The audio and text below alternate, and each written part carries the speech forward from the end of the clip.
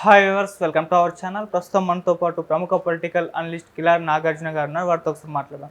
Sir నమస్కారం. Sir నమస్తే. Sir Lokesh గారికి తెలుగుదేశం పార్టీ బాధ్యతలు అప్పగించాలి అని చెప్పేసి బుద్ధా వెంకన్న గారు ప్రెస్ మీట్ పెట్టి ఆయన కోరడం జరిగింది. ఆయన రిక్వెస్ట్ కూడా కాదు, ఇది డిమాండ్ అని కూడా అంటున్నారు. అంటే మరి ఆయన లోకేష్ గారు ఒకవేళ పార్టీ బాధ్యతలు స్వీకరిస్తే ఎలా ఉంటుంది? ఆయన నిర్ణయం పైన మీ ఒపీనియన్ ఏంటి సార్? అంటే వెనకటికి ఒక సామెత ఉంది మనకి, ఆలు లేదు చూలు లేదు కొడుకు పేరు సోమలింగం అని చెప్పేస్తారు. అవును. ముందు పార్టీ అధికారంలోకి రావటం అనేటువంటిది ఏ పార్టీకైనా ప్రధానమైనటువంటి అంశం. అవును. ఎలక్షన్ జరిగింది, నిర్ణయం అనేది పార్టీ పోలింగ్ రోజున మనకు తెలుస్తుంది. అప్పటిదాకా కూడా ఓపిక పట్టకుండా ఆల్రెడీ అధికారంలోకి వచ్చేసినట్టే ఎవరికి ఏ పదవులు కావాలనేటువంటిది మాట్లాడటం అనేటువంటిది ఏంటంటే కొంచెం హాస్యాస్పదంగా ఉంటుంది. ప్రజాస్వామ్యంలో ఎలా ఉంటుందంటే ఇలా జరగవచ్చు అనేటువంటిది మనకు తెలుస్తుందే కానీ ఇలాగే జరుగుతుందని ఏ సెఫాలజిస్ట్ కానీ ఎంత రాజకీయ నాయకుడు చెప్పలేరు. పెట్టెలు ఓపెన్ చేసే వరకు ఏం జరుగుతుందని ఎవరు చెప్పరు. అవును. అనవసరమైనటువంటి చర్చని పార్టీలో తీసుకురావటం తప్పితే వేరొకటి కాదు అనేటువంటిది నా ఉద్దేశం. ఇదే బుద్ధా వెంకన్న గారి మూలాన విజయవాడ తెలుగుదేశం కార్యకర్తల్లో కానీ లేకపోతే నాయకుల్లో కానీ అనేక రకమైనటువంటి పొరపచ్చాలు వచ్చినటువంటి సందర్భం మనం చూసాం. ఎందుకంటే మాట్లాడే మాట మీద కంట్రోల్ లేకపోవటం. అధినాయకుడు అనేటువంటి వాడు భారతదేశంలోనే అనుభవజ్ఞులైనటువంటి టాప్ 5 లీడర్స్లో ఉన్నటువంటి ఒక లీడరు మీ పార్టీకి అధినేతగా ఉన్నాడు. ఇవాళ మీరందరూ కాడిబారేసి కూర్చుంటే కేవలం ఆయన రెక్కల కష్టంతో ఆ వయసులో ఏ నాయకుడు తిరగనంతగా తిరిగి ఎన్ని సభలు పెట్టాడు, ఎన్ని సభలు మాట్లాడు, ఆయన రెక్కల కష్టంతో ఇవాళ అధికారంలోకి రాబోతున్నారని మీకు వాసన తగిలితే వచ్చిన తర్వాత మాట్లాడుకోవాల్సిన మాటలు ఇప్పుడు ప్రెస్ మీట్ పెట్టి చెప్పాల్సినటువంటి మాటలు ఇవన్నీ. ఈ మాట్లాడేటప్పుడు లోకేష్ అంటే కొంచెం కొరవ ఉన్నోళ్ళు, లేకపోతే ఇప్పుడే లోకేష్కి ఇంకా ఇంతగా మెచ్యూరిటీ రాలేదనో ఇలాంటి అభిప్రాయం ఉన్నవాళ్ళు కొంతమంది ఉండొచ్చు. వాళ్ళు పొరపాటున ఏదన్నా బయటకు వచ్చి ఇంకో ప్రెస్ మీట్ పెట్టి మాట్లాడటం, లేకపోతే ఇంటర్నల్గా డిస్కషన్ మొదలైంది అనుకోండి, ఇదంతా అన్నెసరీ బిగ్ డిస్కషనే కదా. జాతీయ ఛానల్ ఒకటి ఇండియా టుడే వాళ్ళు ఇంటర్వ్యూ చేసినప్పుడు చంద్రబాబు నాయుడు గారిని ఇదే ప్రశ్న వేశారు. ఏమని? లోకేష్ కేవలం పార్టీకి మాత్రమే పరిమితం అవుతాడంట కదా, మంత్రి పదవి లాంటిది ఏమీ తీసుకోకుండా పార్టీ వ్యవహారాలే చూసుకుంటారంట కదా అని చెప్పేసి రాజ్దీప్ సర్దేశాయ్ క్వశ్చన్ వేస్తే చంద్రబాబు నాయుడు గారు చక్కటి ఆన్సర్ ఇచ్చారు. ఏమని? Party అనేటువంటిదే supreme. పార్టీ ఏమి నిర్ణయిస్తే, ఎవరిని ఏ రకంగా వాడుకోవాలని పార్టీ నిర్ణయిస్తే దానికి ఎవరైనా సరే బద్దులై ఉండాల్సిందే అని నిష్కర్షగా చెప్పాడు. అంటే దాని మూలన ఆయన ఏం చెప్పినట్టు, మీ ఇష్టాసారంగా మీ ఇష్టమైన లీడర్ ఇదవ్వాలి అదవ్వాలి అని మీరు అంటాం కాదు, వాళ్ళని వాళ్ళ సామర్థ్యాన్ని బట్టి ఎలా వాడుకోవాలి అనేటువంటిది పార్టీ నిర్ణయిస్తుంది. మీ డిమాండ్లు ఏంటి? సూచనలు చేయండి. అది కూడా ఇక్కడ ఇంటర్నల్ మీటింగ్స్లో సార్ ఇలా అయితే బాగుంటుంది, మేము డైరెక్ట్గా అన్నీ మీ దగ్గరికి వచ్చి చెప్పుకోలేకపోతున్నాము, సెకండ్ లేయర్ మా దగ్గర ఒకటి ఉంటే లోకేష్ గారితో మాకు బాగుంది కాబట్టి ఈక్వేషను ఆ ఏర్పాటు చేయండి అని మీరు అధిష్టానాన్ని అధినేతను అడగొచ్చు. ఉన్నదానికి లేనిదానికి ముందుకు వచ్చేసి ప్రెస్ వాళ్ళు ఒకళ్ళు దొరికారు కదా, గొట్టాలు దొరికి నేను మీరు వాటి ముందుకు వచ్చి మాట్లాడటం అనేటువంటిది అది విఘ్నత కలిగినటువంటి విషయం కాదు. దాన్ని చంద్రబాబు నాయుడు గారు కూడా ఎంకరేజ్ చేయకూడదు. ఇప్పుడు విజయవాడ రాజకీయం అంతా ఈ బుద్ధా వెంకన్న, కేసినేని నాని, మన ఈ బోండా ఉమా, దేవినేని ఉమా, వీళ్ళందరి మధ్యన ఎన్ని పొరపొచ్చాలు, ఎన్ని రకాలుగా లొక్కలొక్కలుగా పార్టీ ఉందో మనం చూసాం. సరే, ఏదో అధికార పక్షం మీద ఉన్నటువంటి వ్యతిరేకతతోటి ఇవాళ అందరూ ఐక్యంగా పనిచేశారు, ఏదో మంచి రిజల్ట్స్ వస్తాయని తెలుస్తూ ఉంది. రిజల్ట్స్ వచ్చేదాకా కూడా ఓపి పట్టకుండా మీ వ్యక్తిగతమైనటువంటి అభిప్రాయాలు పార్టీ మీద రుద్దాలంటే ఎలాగా? దానికి పైగా డిమాండ్ అనేటువంటి ఇంకొక పేరు.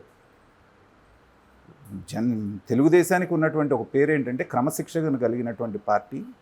నాయకులు కానీ కార్యకర్తలు కానీ క్రమశిక్షణగా ఉంటారనేటువంటి ఒక రెప్యుటేషన్ ఉంది. దాన్ని ఇలాంటి నాయకుల మూలాన చెడిపోతుంది. మీ అందరికంటే తెలివైనాడు, మీ అందరికంటే అనుభవజ్ఞుడు అయినటువంటి వాడు, దేశంలోనే ఉన్నటువంటి వాళ్ళల్లో అనుభవం ఉన్నటువంటి లీడర్ మీ అధినాయకుడిగా ఉన్నాడు. సంతోషించండి. ఆయన దూకమంటే దూకండి, కూర్చోమంటే కూర్చోండి, నుంచోమంటే నుంచోండి. అప్పుడే పార్టీ అనేటువంటిది మళ్ళీ అధికారంలోకి వచ్చినా కూడా ప్రజా మన్నన పొందుతుంది. అలా కాకుండా అధికారంలోకి రాబోతుందనగానే మీరందరూ ఎవడు ఇష్టాసారంగా వాళ్ళు మాట్లాడటం మొదలు పెడితే అది మీ పతనానికి దారితీస్తుంది. Lokesh no doubt he is a proven leader. అది పాదయాత్ర మూలాన ప్రూవ్ చేసుకున్నది కాదు. గతంలో అతను మినిస్టర్గా పనిచేసినప్పుడే భారతదేశంలో ఎక్కడా లేనటువంటి విధంగా ఆ నరేగా నిధులు వాడుకొని 24,000 కిలోమీటర్లు సిమెంట్ రోడ్లు వేసినటువంటిది ఒక రకంగా ప్రపంచ రికార్డ్. అవును. దాన్ని మీకు చెప్పుకోవడం చేతకాక పాడు చేసుకున్నారు. నిజంగా మీకు గనక ఏమాత్రం విఘ్నత ఉన్నా అంత గొప్ప అచీవ్మెంట్ని భారతదేశ లెవెల్లో ప్రచారం చేసుకోవాలి మీరు. ఇవాళ మాలాంటి వాళ్ళు ఎవరన్నా గుర్తు చేస్తే కానీ మీకు గుర్తు రావట్లేదు. అంత సమర్థవంతుడైనటువంటి నాయకుడిని తీసుకెళ్ళి మీరేవో మీ వ్యక్తిగతమైనటువంటి విషయాలు, రేపొద్దున ఆయన దగ్గర ఎర్ర డైరీ ఉంది కాబట్టి మనకి ఎవరన్నా వ్యతిరేకంగా చేస్తే వాళ్ళ మీద కక్ష తీర్చుకోవడానికి లోకేష్ గారిని వాడుకోవాలని చూస్తే అంతకంటే పిచ్చి పని ఉండదు. రాజకీయాల్లోకి వచ్చే వరకు మేము ఏదన్నా ప్రతిదాడులు చేస్తాం లేకపోతే మీ సంగతి చూస్తూ ఉంటాం వేరు. వచ్చిన తర్వాత పాలన మీదే కాన్సన్ట్రేట్ చేయాలి. చట్టబద్ధంగా వాళ్ళు ఏదైనా తప్పులు చేస్తే వాళ్ళ మీద చట్టపరమైనటువంటి చర్యలు తీసుకోవాలి. కానీ ప్రతీకార చర్యలు, దాడులకు తెగబడతామంటే ప్రజాస్వామ్యం అది ఒప్పుకోదు. చంద్రబాబు నాయుడు గారు లాంటి వ్యక్తి అసలు ఒప్పుకోడు. లోకేష్ కూడా ప్రతిదాడులు చేస్తామని ఎక్కడా చెప్పట్లేదు. చట్టాన్ని అతిక్రమించినటువంటి వాళ్ళు ఎవరైనా ఉంటే వాళ్ళని చట్ట ప్రకారంగా చట్ట పరిధిలో శిక్షిస్తాం అంటున్నాడు. కాబట్టి ఆయన చేయాలి అంటే కూడా ఒక అధికారంలో ఉండాలి. ఆయన ఒక రాష్ట్ర అధ్యక్షులాగా నేను అది చేస్తానంటే కుదరదు. ప్రభుత్వంలో ఒక భాగం కావాలి ఆయన. అయినప్పుడే ఒక ఎంక్వైరీ కమిటీ వేయడానికి కానీ వాళ్ళ అధికారంలో ఉండాలి. తర్వాత ఒక అసమర్థుడైనటువంటి నాయకుడిని తీసుకొచ్చి మినిస్ట్రీ ఇచ్చి అతను 5 సంవత్సరాలు దాంట్లో పెట్టడం ఎంత తప్పు, ఒక సమర్థవంతమైన నాయకుడిని అధికారంలో భాగస్వామ్యం చేయకుండా కేవలంగా పార్టీకి పరిమితం చేయడం కూడా అంతే తప్పు. లోకేష్ అనేటువంటి వ్యక్తి విదేశాల్లో చదువుకొని వచ్చాడు, ప్రపంచమంతా పర్యటించి వచ్చాడు, ప్రపంచవ్యాప్తంగా జరుగుతున్నటువంటి అన్ని విషయాల మీద అవగాహన ఉన్నటువంటి నాయకుడు. అలాంటి నాయకుడిని పరిపాలనలో వాడుకోము, కేవలం పార్టీకి పరిమితం చేస్తామంటాం అనేటువంటిది పిచ్చి మాట.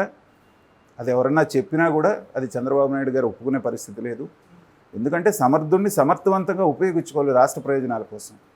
కాబట్టి అలా జరుగుతుందని భావిస్తున్నాను. సరే, ఇక అధికారంలోకి వచ్చినాక అనేక మంది బయలుదేరుతారు ఇలాంటి డిమాండ్లు చేసుకుంటూ. సో ఏదైనా సరే మనం చేసే డిమాండు పార్టీకి మంచి చేస్తుందా చెడు చేస్తుందా అనేటువంటిది ఆచితూచి మాట్లాడాల్సినటువంటి బాధ్యత ప్రతి కార్యకర్త మీద ఉంటుంది. ఆ రోజున 6%, 6.5% ఓట్లు ఉన్నటువంటి పవన్ కళ్యాణ్ మీతో ఉన్నాడు, 2% ఓట్లు ఉన్నటువంటి బీజేపీ మీతో ఉంది. అంటే 8.5% ఓట్లు మీకు ఉన్నప్పటికీ కూడా 1.5% తోటి గెలిచారు. 2019కి వచ్చేటప్పటికి బీజేపీ మీతో లేదు, పవన్ కళ్యాణ్ మీతో లేరు కాకపోగా మీకు వ్యతిరేకంగా నిలబడి పనిచేశారు వాళ్ళు. పైగా 5 సంవత్సరాలు పాలించిన తర్వాత జగన్మోహన్ రెడ్డి నేను బంగారం మీకు పెడతాను అనేటువంటి పద్ధతులు అందరినీ ముద్దులు పెట్టి ఇది చేసినప్పుడు ఖచ్చితంగా ప్రభుత్వ వ్యతిరేకత అనేటువంటిది 3-4% ఉంటుంది. మరి జగన్మోహన్ రెడ్డి గారికి తెలుగుదేశానికి ఉన్నటువంటి గ్యాప్ 9% నుంచి 10% మధ్యలోనే. అది ఒక 6.5%, బీజేపీది 2%, యాంటీ ఇన్కంబెన్సీ సరిపోయింది కదా. ఇంకా వాళ్ళు ఈవీఎంలను ట్యాంపర్ చేయాల్సిన అవసరం ఏముంది? కాబట్టి 2019లో పెద్ద ఎత్తున ప్రజాభిప్రాయం అనేటువంటిది వైఎస్ఆర్సీపీకి అనుకూలంగానే వచ్చింది. దాన్ని ఎవరైనా ఒప్పుకోవాల్సిందే. కానీ ఓడిపోయిన వాళ్ళు ఒప్పుకోరు, ఏవో ఒక వంకలు చూపిస్తారు. 2019లో తెలుగుదేశం అలాగే చేసింది. 2024లో ఒకవేళ అధికారం కోల్పోతే వైఎస్ఆర్సీపీ వాళ్ళు కూడా దానికి మీరు అన్నట్టు గ్రౌండ్ ఇప్పటి నుంచే ప్రిపేర్ చేసుకుంటున్నారు. ఈసీ ఏకపక్షంగా చేసింది, పోలీస్ డిపార్ట్మెంట్ ఏకపక్షంగా చేసింది, మేము చెప్తే వినలేదని చెప్పడానికి ఇదంతా ground preparation. Right sir, thank you so much.